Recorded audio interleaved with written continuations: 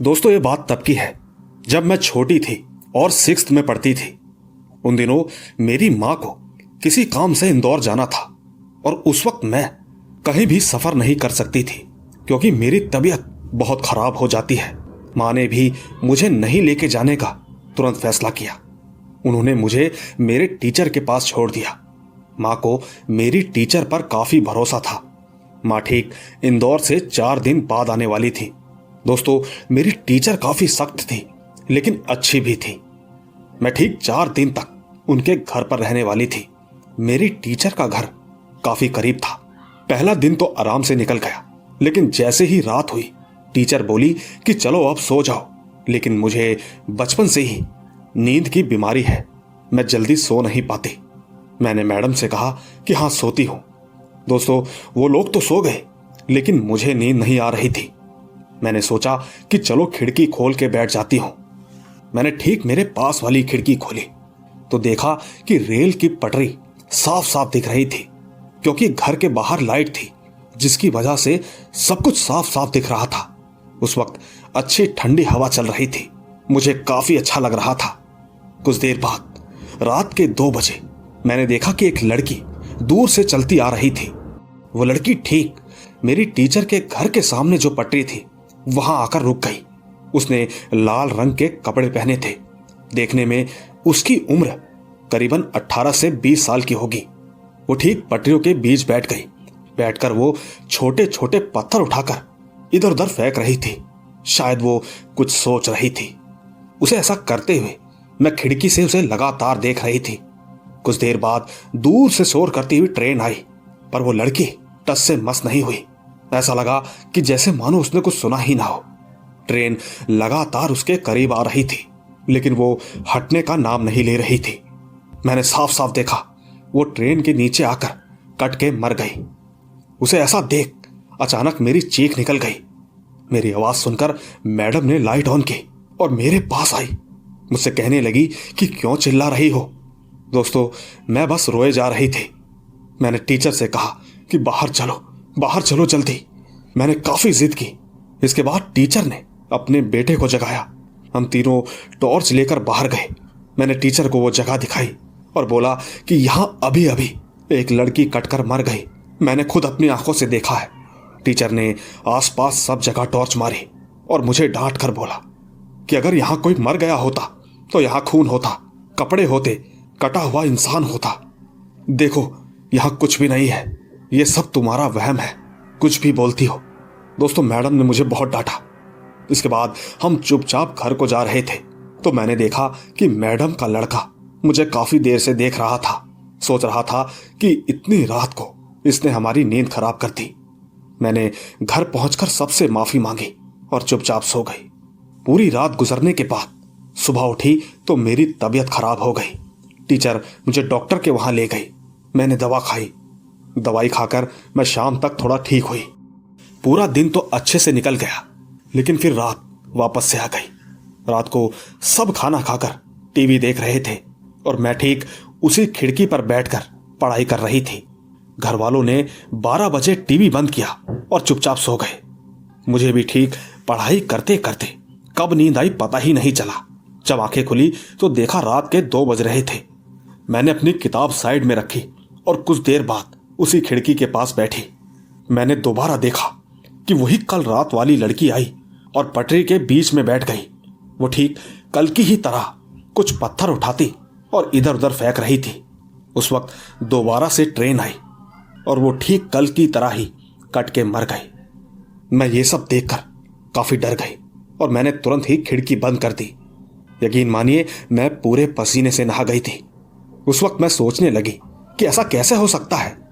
मैं घर वालों को उठाना चाहती थी लेकिन मुझे पता था कि अगर मैंने सबको उठाया तो सब मुझ पर गुस्सा करेंगे, वो मुझे पागल समझेंगे। मैं चुपचाप डरते डरते दोबारा सो गई। खैर सुबह हुई। मैंने रात वाली बात टीचर से कही। टीचर ने मुझसे कहा कि बेटा तुम अपनी माँ को याद कर रही हो और ये जगह तुम्हारे लिए नहीं है। तुम्हें बार बार यहाँ वहम हो रहा है जबकि ऐसा यहाँ कुछ भी नहीं होता। 2 दिन बीत चुके थे और तीसरा दिन भी अच्छे से गुजर गया। जब रात आई मैंने वो खिड़की बंद ही रखी लेकिन मुझे नींद नहीं आ रही थी। पर ठीक जैसे ही रात के 2 बजे तो मैंने सोचा कि एक बार और देखती हूं। मैंने तुरंत खिड़की खोली तो वही लड़की मुझे दोबारा दिखाई थी, मानो सब कुछ पहले जैसा हो रहा था। मैंने सोच लिया था कि कल माँ आएगी तो मैं उनको सब कुछ बताऊंगी। अगले दिन माँ मुझे लेने टीचर के घर आई तो माँ को देखकर मैं काफी ज्यादा रोने लगी। माँ ने टीचर से कहा कि ये इतना डरी हुई क्यों है, आपने कुछ कहा क्या? टीचर ने कहा नहीं, उन्होंने बस रात वाली घटना माँ को बताई। और तो और उन्होंने ये घटना के बारे में माँ को नहीं बताया। मैंने भी सोचा कि माँ को नहीं बताना है वरना वो भी डर जाएंगी। दोस्तों, ऐसे ही काफी साल बीत गए। इतने साल गुजरने के बाद हमारे गांव में एक पहुंचे हुए महाराज आए। मैं ठीक उनसे मिलने गई और उनसे काफी बातें की। मैंने मौका देखकर उनसे पूछा कि गुरुजी, क्या भूत प्रेत या परछाई होती है? गुरुजी ने कहा कि हाँ होती है। मैंने तुरंत जवाब दिया कि अगर होती है तो वो सबको क्यों नहीं दिखती, सिर्फ मुझे ही क्यों दिखती है? गुरुजी ने मुझसे कहा कि शायद तेरी परछाई हल्की होगी। जिस इंसान की परछाई हल्की होती है उनको ये प्रेत दिखते हैं। उन्होंने मुझे काफी सारी बातें बताई। उन्होंने कहा कि जो इंसान ऐसे खास नक्षत्रों में पैदा होता है उनको भी भगवान कुछ ऐसी शक्तियां देता है जिसके बाद उन्हें भूत प्रेत दिखते हैं। उन्होंने बताया कि जिस लड़की को तुमने देखा था वो लड़की उसी वक्त वही मरी होगी। कई आत्माओं को मुक्ति नहीं मिलती, वो प्रेत उसी जगह उसी वक्त और वही हादसा बार बार दोहराता है जब तक उसकी आत्मा को मुक्ति नहीं मिल जाती, जब तक उसका समय पूरा नहीं हो जाता। बाकी दोस्तों, आपको क्या लगता है मुझे कमेंट्स में जरूर बताइएगा। मैं आपको इसी के साथ अपनी दूसरी कहानी सुनाना चाहती हूं। दोस्तों, वैसे हम पंजाब के रहने वाले हैं और ये बात 10 साल पुरानी है। मेरे चाचू उस वक्त 19 साल के थे। वो ज्यादा पढ़े लिखे ना होने की वजह से अपने गांव से 10 किलोमीटर दूर किसी लोहे की फैक्ट्री में काम करते थे। उनका काम मेहनत वाला था लेकिन वो खुश थे। एक बार की बात है, हुआ यूं कि फैक्ट्री में किसी मजदूर के साथ हादसा हुआ और चाचू को उनका काम करना पड़ा। काम करते करते उनको घर आने में काफी रात हो गई। चाचू फैक्ट्री के सब काम निपटाकर घर की ओर बाइक लेकर निकल पड़े। दोस्तों, फैक्ट्री से गांव के बीच 1 किलोमीटर तक का रास्ता सुनसान और जंगल का रहता था। चाचू अपनी मस्ती से घर की ओर आ रहे थे तो ठीक जैसे ही वो जंगल वाला रास्ता शुरू हुआ तो रास्ते के बीचों बीच कोई सोया हुआ था। चाचू ने तुरंत अपनी बाइक रोकी और सोचा कि कहीं किसी का एक्सीडेंट तो नहीं हुआ। चाचू मदद के इरादे से उस इंसान की ओर आगे बढ़े। चाचू जैसे ही उस इंसान के पास पहुंचे तो वो इंसान एकदम से उठ गया। उसके उठते ही आसपास से 3 और लड़के एकदम से उनके सामने आए और चाचू को मारने लगे। चाचू उस वक्त चिल्ला रहे थे कि मुझे मत मारो। कुछ देर बाद उन लड़कों ने चाचू की बाइक की चाबी ले ली और चाचू को धक्का मारा। उस वक्त पता नहीं पर कहीं से एक इंसान आया। उसने उन सब बदमाश लड़कों को मारा और उनसे चाबी भी छीन ली। उन्होंने उस चाबी को चाचू के हाथों में थमाया। ये सब देख चाचू की आंखों से आंसू आ रहे थे। दोस्तों, बदमाश लड़के तो भाग गए पर सामने खड़े इंसान ने कहा कि चल मुझे अपनी बाइक पर बैठा, मैं तुझे तेरे घर तक छोड़ देता हूं, बस तू घबरा मत। चाचू ने तुरंत उस इंसान को अपनी बाइक के पीछे बैठा दिया। वो इंसान चाचू के पीछे उनके कंधे पर हाथ रखकर बैठा था। चाचू जैसे ही घर पर पहुंचे तो उन्होंने महसूस किया कि बाइक के पीछे कोई नहीं है। उन्होंने काफी दूर तक नजर घुमाई लेकिन वो हेल्प करने वाला दूर दूर तक कहीं नहीं दिख रहा था। एक बार को तो मानो उनका सर ही चकरा गया। वो सोच रहे थे कि आखिर ऐसा कैसे हो सकता है। खैर, इसी कश्मकश में जब वो घर पर पहुंचे तो घर वाले बोले कि तेरा ये हाल कैसे हुआ और तुम्हारे कपड़े कैसे फटे हैं। चाचू ने सारी बात बताई तो तुरंत दादा ने कहा कि बेटा 1 साल पहले उसी रास्ते पर एक इंसान की मौत हो गई थी। शायद वही इंसान ने आज तेरी जान बचाई है।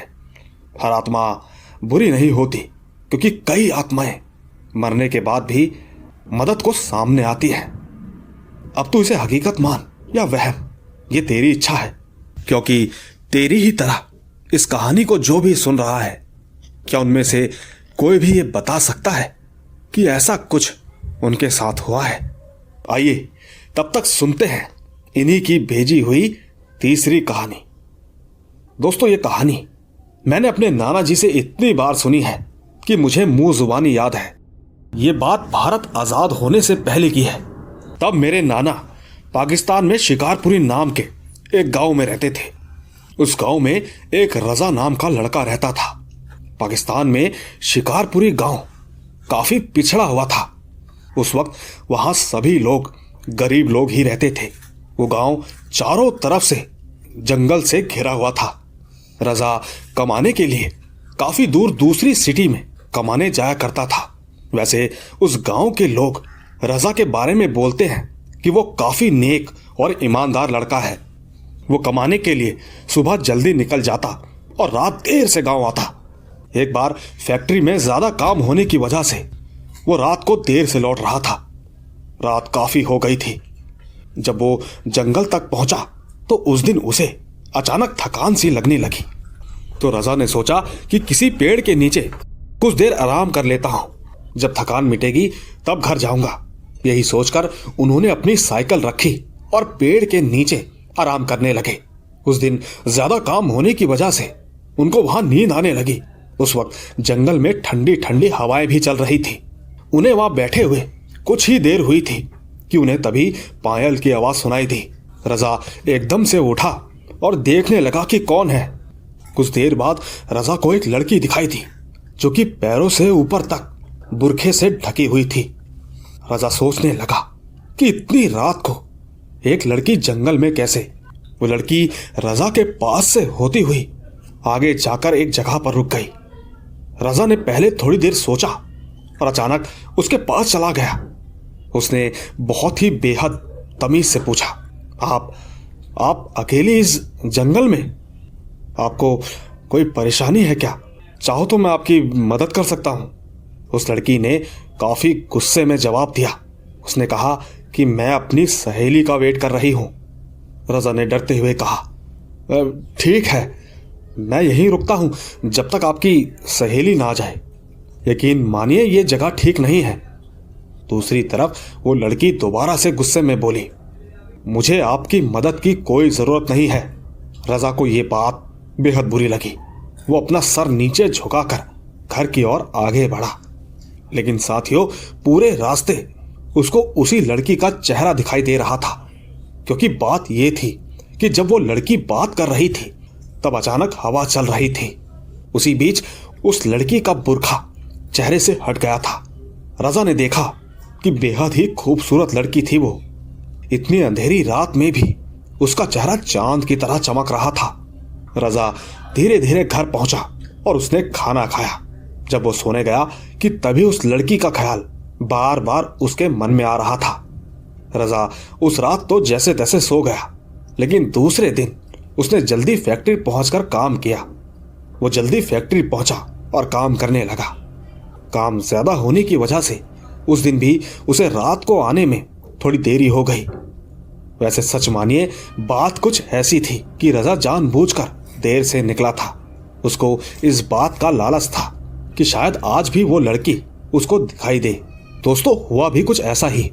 जब रजा उस जंगल तक पहुंचा तब वो लड़की पहले से ही वहां चुपचाप खड़ी थी। रजा मन में सोचने लगा कि उससे बात करूं।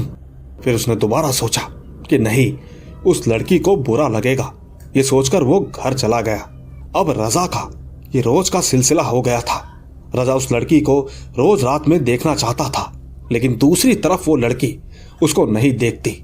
एक बार रजा ने अपने जिगरी दोस्त को ये सारी बात बताई कि कैसे उसके साथ जंगल में ये सब हुआ है।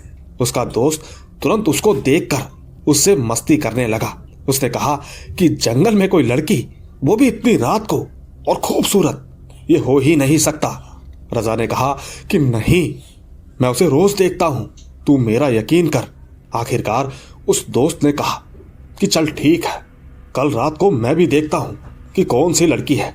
साथियों, ये बात दोनों में तय हो गई और दूसरे दिन वो दोनों रात को देर से निकले। वो ठीक उसी जंगल की तरफ पहुंचे। रजा ने देखा कि वहां अब कोई लड़की नहीं थी। शायद वो लोग जल्दी आए हुए थे। रजा ने चुपचाप अपनी साइकिल किसी झाड़ियों में छुपा दी और अपने दोस्त को कहा कि चल झाड़ के ऊपर चढ़ जाते हैं। रजा और उसका दोस्त मिलकर दोनों झाड़ के ऊपर चढ़ गए। वो दोनों उस लड़की का इंतजार करने लगे। कुछ देर बाद उन दोनों ने देखा कि एक लड़की आई और थोड़ा दूर जाकर रुक गई।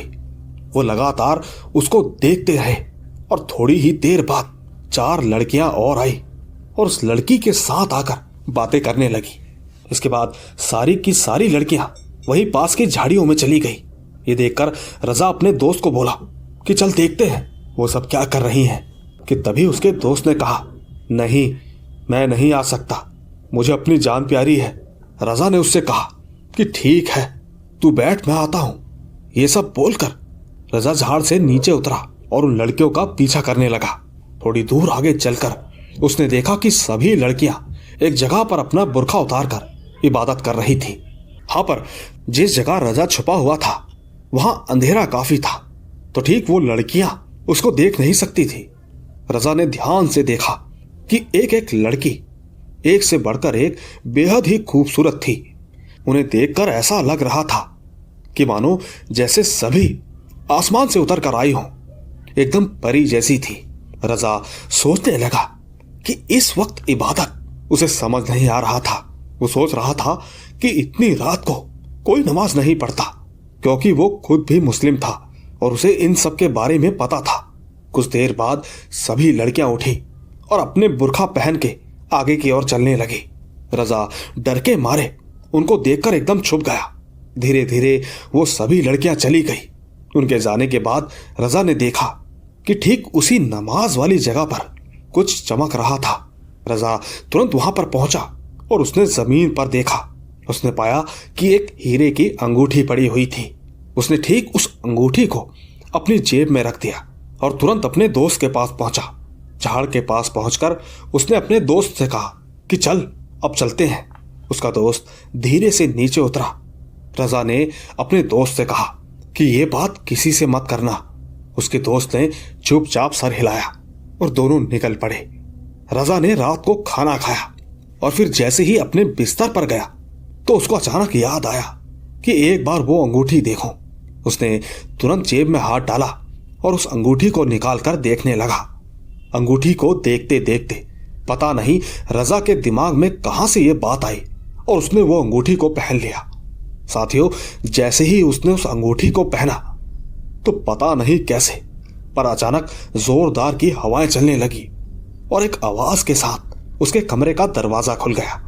रजा चुपचाप उठकर दरवाजे को बंद करने गया और जैसे ही बंद करके पीछे मुड़ा तो उसने देखा कि एक लड़की उसके बिस्तर पर बैठी है। वो आगे बढ़ा तो उसने ध्यान से देखा कि ये तो वही लड़की है जो हर रात उसे दिखती है। पहले तो रजा काफी घबराया, लेकिन लड़की का हंसता हुआ चेहरा देखकर उसका डर कुछ कम हुआ। उसने लड़की को बोला कि आप यहां? लड़की ने कहा कि मैं जिन्न की शहजादी हूं। रजा ने कहा, मतलब? लड़की ने कहा कि जिन्न होते हैं, मैं उनकी बेटी हूं। और हाँ, आप मुझसे मत डरो, आज से मैं आपकी हूं, मैं आपकी बीवी हूं। रजा ने कहा कि ये कैसे हो गया? लड़की ने तुरंत जवाब दिया कि आपने ये जो अंगूठी पहनी है इसकी वजह से। हमारे में शादी निकाह ऐसे ही होती है, जब हम एक दूसरे की अंगूठी पहनते हैं तभी होती है। रजा ने उससे कहा कि तुम तो जिन्न हो और मैं इंसान। लड़की ने तुरंत जवाब दिया कि ये सब मुझे नहीं पता, बस आप मेरे शौहर हो और मैं कुछ नहीं जानती। साथियों, रजा को वो लड़की पहले से ही पसंद थी। वो दोनों अब साथ साथ रहने लगे, लेकिन बीच में एक शर्त थी। लड़की ने कहा था कि मैं हर वक्त आपके पास नहीं रुक सकती, मैं रोज रात में आपके पास आ जाया करूंगी। ये बात सुनकर रजा भी खुश और वो लड़की भी।